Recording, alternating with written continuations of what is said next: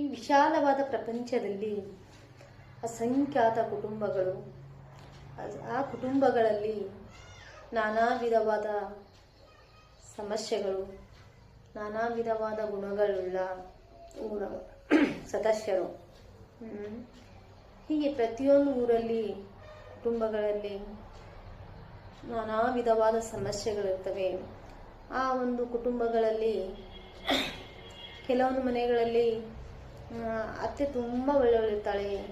ದಿನನಿತ್ಯ ಚಟುವಟಿಕೆಗಳಲ್ಲಿ ತಾನೇ ಹೆಚ್ಚಿಗೆ ಕೆಲಸ ಮಾಡ್ತಕ್ಕಂಥದ್ದು, ಮತ್ತು ಯಾರಿಗೆ ನೋವಾಗದಂಥ ರೀತಿಯಲ್ಲಿ ಮಾತಾಡ್ತಕ್ಕಂಥದ್ದು. ಮತ್ತು ಪ್ರತಿಯೊಂದು ಫಂಕ್ಷನ್ಗಳಲ್ಲಿ ಎಲ್ಲರಿಗೂ ಸಮಾನವಾಗಿರ್ತಕ್ಕಂಥ ಸ್ವಾತಂತ್ರ್ಯ ನೀಡಿದರೂ ಕೂಡ ಸೊಸೆಯಂದಿರು ಅವರಿಗೆ ಬೆಲೆನೇ ಕೊಡ್ತಿರಂಗಿಲ್ಲ, ಮತ್ತು ತುಂಬಾ ನೋವು ಮಾಡ್ತಾ ಇರ್ತಾರೆ. ಇನ್ನೂ ಕೆಲವೊಂದು ಕುಟುಂಬಗಳಲ್ಲಿ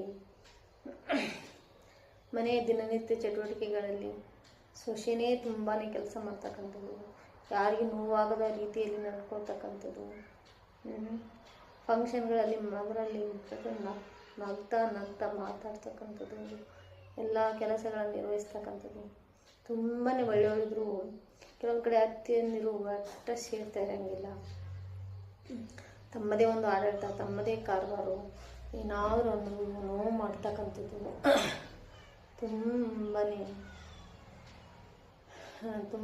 ಅನಗತ್ಯವಾಗಿ ಅಂದಂದು ನೋವು ಮಾಡ್ತಕ್ಕಂಥದ್ದು ಭಾಳಷ್ಟು ಕುಟುಂಬಗಳಲ್ಲಿರ್ತವೆ. ಇವೆಲ್ಲವುಗಳು ಕುಣ್ಮೆಗೆ ಕಾಣಿಸೋದಿಲ್ಲ.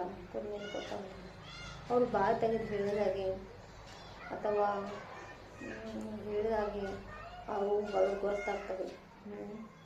ಈಗ ನಾನು ಹೇಳಲಿಕ್ಕೆ ಹೊರಟಿರ್ತಕ್ಕಂಥ ಒಂದು ಕುಟುಂಬದ